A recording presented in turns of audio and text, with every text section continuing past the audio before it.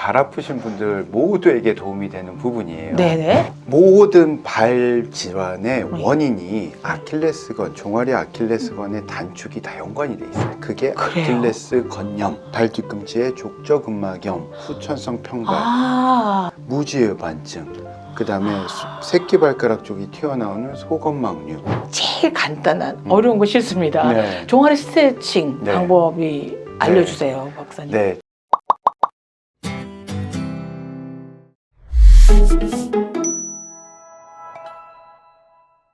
근데 이제 발 건강하면 대부분 뭐 발 마사지라든가 맨발 걷기 요새 또 유행이더라고요. 네. 뭐 황토 걷기 뭐 이렇게도 하는데 의외로 이 발바닥이 아니라 발 건강과 직결된 부위가 있다면서요? 어딜까요? 뭐 어디 알면 제가 어딜까요? 질문했겠습니까? 네. 마음. 머리? 머리, 마음도 아주 중요합니다. 네. 근데 우리가 발이 아플 때 발만 생각하기가 쉬운데요. 네네. 발 아플 때 우리가 꼭 확인해야 될 게 바로 종아리입니다. 아, 네. 그쵸. 근데 발에 쥐난다 그러면 알고 보면 또 종아리에 쥐날 때도 많고요. 네. 네. 종아리하고 발은 바로 가까이 있잖아요. 네네. 그래서 이웃 사촌이기도 하고 네. 서로 이렇게 때려야 뗄 수 없는 네, 그렇죠. 관계에 있기 때문에 발이 아플 때는 꼭 종아리를 체크해 보셔야 됩니다. 근데 종아리는 무다리냐 아니냐 이런 거에는 신경을 써본 적이 없었는데 나이가 들다 보니까 종아리가 뻐근한데 이게 뭉친 것 같은데 뭐 이런 말 자주 네, 하거든요. 네. 근데 종아리가 빳빳한 증상이 나온다는 건 저희가 어떤 의미를 함포하고 있는 건가요?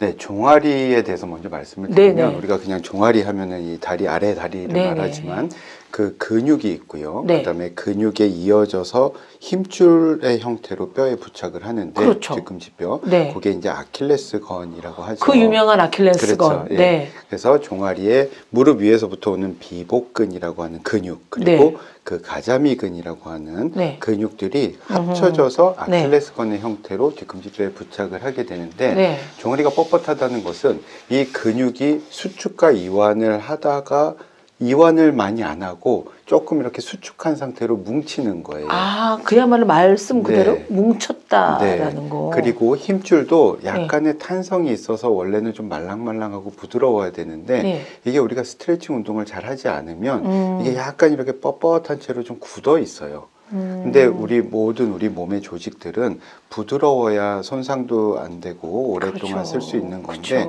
뻣뻣하면은 아무래도 조금 더 쉽게 찢어지고 손상되고 염증 생기고 그럴 수 있거든요. 네. 네. 근데 종아리가 이렇게 타이트하고 뻣뻣하다는 게 특별하게 자주 일어나는 체질이나 혹은 뭐 자세 뭐 이런 게 있습니까?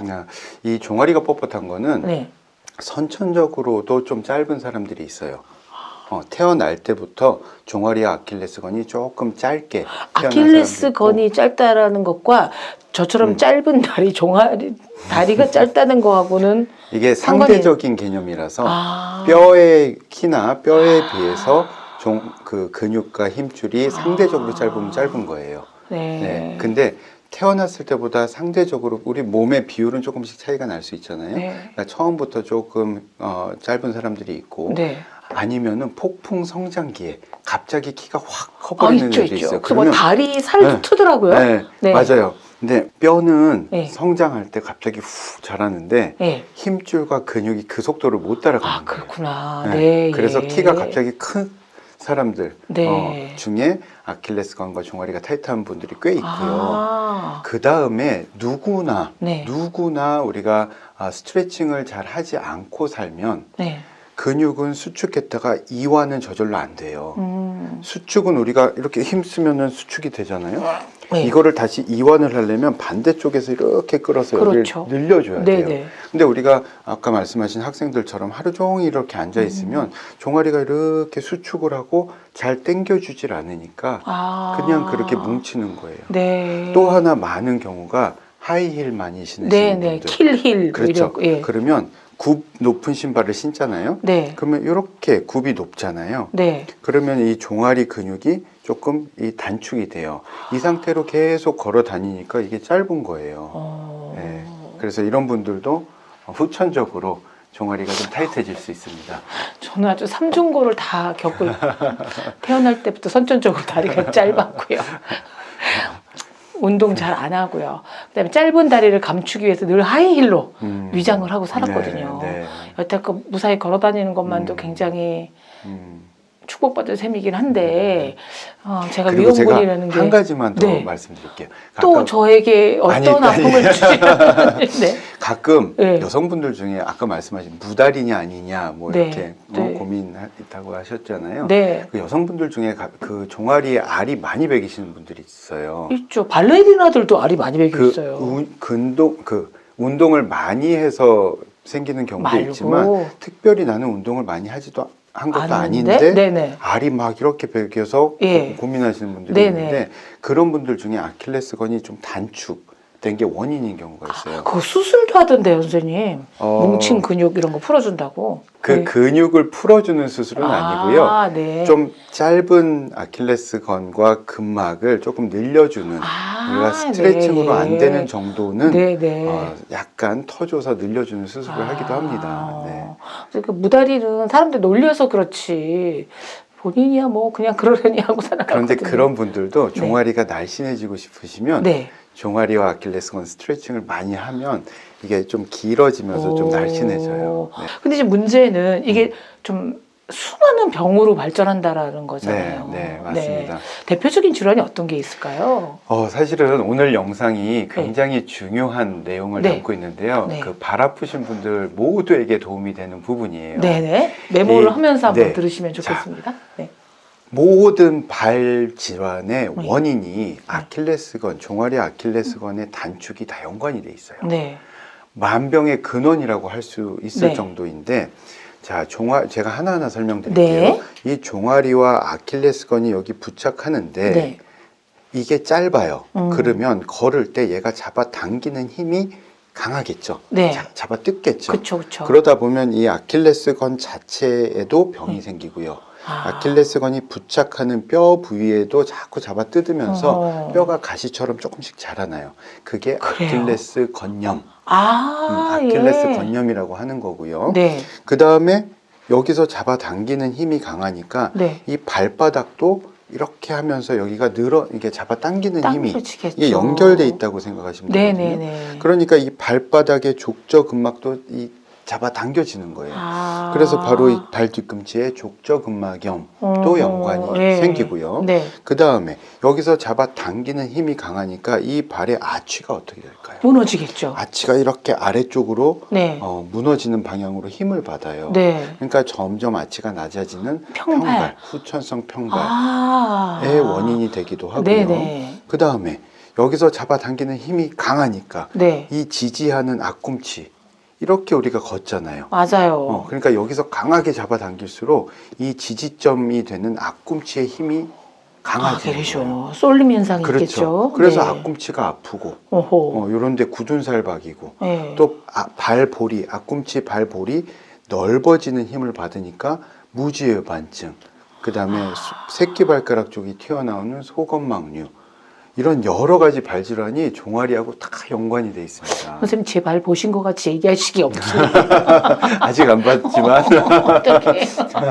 그러니까 이따 끝나고 한번 봐드리겠습니다. 네. 아니 근데요. 종아리는 아킬레스건이 이제 뒤꿈치 연결돼 있으니까 당연히 뒤꿈치에 영향이 갈 거다. 정도는 저도 네, 이제 네. 무지한 저도 알고 있었지만 오히려 앞꿈치에 그렇게 영향을 주네요. 네. 앞꿈치랑 종아리는 왜 그렇게 물론 이제 서로 밀고 당기다 보니까 얘가 네. 혼자 이제 지고 가야 되잖아요. 힘든 그렇죠. 걸. 그래서 그렇기도 하겠지만. 네. 이게 우리가 이제 제가 조금 더 부연 설명을 네. 드리기 위해서 지렛대 원리로 한번 설명을 드려볼게요. 우리가 여기 이 앞꿈치가 우리가 걸을 때 네. 이렇게 걷잖아요. 네. 보행을 할 때 이렇게 뒤꿈치를 쿵 닿은 다음에 바닥에 판판하게 닿고 그리고 나서 종아리가 이 90도 자세에서 네. 앞쪽으로 충분히 이렇게 넘어가 줘야 돼요. 이게 충분히 넘어가야 몸의 체중의 무게 중심이 앞쪽으로 이만큼 이동을 하는 거예요. 무게 중심이 이만큼 와 있을 때 우리가 들어줘야 네. 부드럽게 가볍게 발걸음이 가벼워질 수가 있는 건데요. 이게 충분히 넘어가려면 종아리가 놔줘야 되겠죠. 종아리가 부드러워야 이걸 놔줄 수가 있는데 그렇죠. 유연해야겠죠. 그렇죠. 얘가 꽉 잡고 있어서 안 놔줘요. 어머. 그러면 이게 90도 이상 넘어갈 수가 없어요. 없죠. 그러면 몸의 체중의 무게중심이 이 뒤쪽에 남아있는 상태에서 어쩔 수 없이 나는 앞으로 추진을 해야 되니까 이 지렛대가 길어지는 거예요. 아, 지렛대 그러면, 원리로. 네, 무게는 여 뒤에 남아있는데 네. 이 앞꿈치를 지지점으로 해서 그냥 강제로 들어 올리니까 이 앞꿈치 밑에 쏠리는 밟히는 힘이 압력이 크게 증가하게 됩니다. 그래서 앞꿈치에 여러 가지 질환들이 다 생기는 거예요. 근본적인 원인이 여기 있으니까. 그러니까 종아리를 생각을 안 했고요. 여기를 늘려줘야 네. 여기가 편해집니다. 네. 너무 이렇게 알기 쉽게 말씀해 주셔서 충분히 이해를 되지만 제 아픔은 아직 해결이 안 됐고요. 근데 종아리가 충분히 이완돼야 발을 적절히 사용할 수 있다는 이제 납득이 됐습니다. 근데 어느 정도 상황이 돼야 내 종아리가 유연하구나 라는 의문이 드실 것 같은데 네. 저도 그렇고요. 유연한지 내 종아리의 유연도를 확인할 수 있는 방법이 있나요? 네. 대부분 본인이 네. 타이트하신 분들도 내가 타이트한 줄 모르고 계세요. 오. 근데 저희가 진찰을 해보면 타이트한 분이 굉장히 많아요. 네. 그러니까 집에서도 단단한 건 알겠는데 네. 하고 타이트한 건 네. 다르잖아요. 네. 집에서도 간단히 테스트를 네. 해볼 수 있는데요. 네. 이 가족분들의 도움을 살짝 받아서 네. 이렇게 누운 자세에서 네. 편안하게 힘을 빼고 다리를 쭉 뻗은 상태에서요. 다리를 잡고 네. 무릎을 쫙 편 상태에서 네. 우리가 부드럽게 발목을 뒤로 꺾어 보세요. 아하. 그랬을 때 네. 이 90도 각도보다 네. 조금 더 위쪽으로 한 10도 내지 20도 정도까지 큰 저항 없이 부드럽게 꺾여야 돼요. 네. 근데 우리가 내가 힘을 줘서 이렇게 하면은 다 돼요. 네, 그렇죠. 그러니까 거기까지는 근육의 되죠. 힘으로 잡아당기니까. 네, 네, 네, 네. 근데 힘을 다 뺀 상태에서 이렇게 했을 때 많은 분들이 90도 정도에서 딱 저항이 걸려요. 더 이상 하려면 힘을 줘서 해야 네, 된다. 네. 그러면 이게 좀 타이트한 거예요. 아하. 조금 더 정확하게 하려면 그냥 발을 이렇게 미는 게 아니라 네. 발을 약간 바깥쪽으로 이렇게 트위스팅 한 상태에서 돌려줘야 조금 더 정확한 진찰 방법이긴 한데 네. 그렇게 해 보시고요. 네. 또 다른 방법은 쭈그려 앉기를 해보시는 거예요. 쭈그리기. 예, 우리 저 예전에 그 재래식 화장실에서 맞습니다. 쭈그리. 네. 네. 네, 근데 쪼그려 앉는 거를 못 하시는 분들이 꽤 많이 있습니다. 아, 그래요? 네. 쭈그려 앉으려고 할 때 나도 모르게 발 뒤꿈치가 떨어진다든지. 아, 떨어지겠죠? 근데 떨어지지 않고 원래는 끝까지 앉을 수 있어야 돼요. 아. 그대로 차렷한 자세에서 네. 다리를 어깨 넓이로 벌린 상태에서 끝까지 얌전히 쪼그려 앉기가 돼야 되는데 그게 네. 안 된다. 그렇게 하려고 하면 막 뒤로 넘어가려고 하거나 네네. 아니면 이렇게 붙잡아야 된다. 네. 그래서 재래식 화장실에서 아. 일 보시는 분들 그런 분들은 이제 종아리가 타이트한 거죠. 그렇군요. 네, 네. 그렇다고 하면 굉장히 심각한 수준의 아킬레스건 단축이 있는 겁니다. 네. 그렇군요, 그렇군요. 근데 그럼 그 사람들이 이제 선천적으로 네.